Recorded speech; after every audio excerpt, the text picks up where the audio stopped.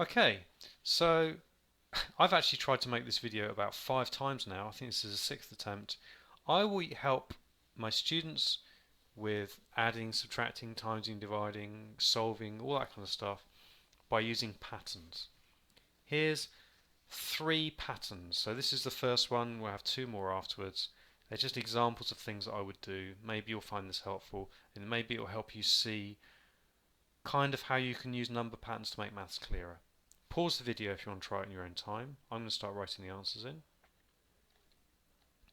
By the way, let's just look at y's. Y is 3 times 2, 6, because you start at 0 and you have 1, 2, 3 2's, which makes 6.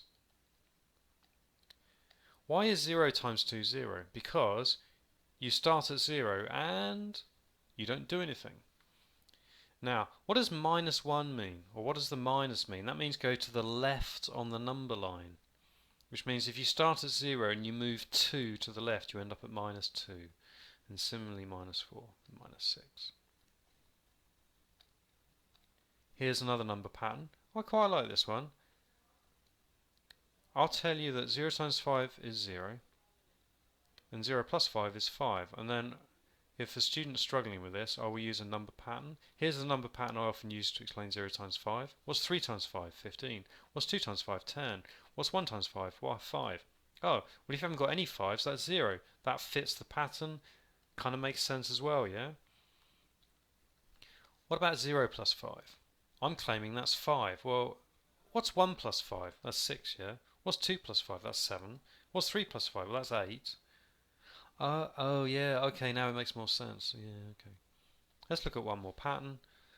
I kind of call this the plus and the minus pattern, where we do the same sums with a plus sign and then a minus sign.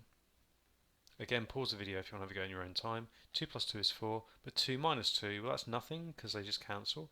5 plus 5, that makes 10. But if you have 5, let's just make that 0 clearer. If you have 5 and you take away 5, you haven't got anything left.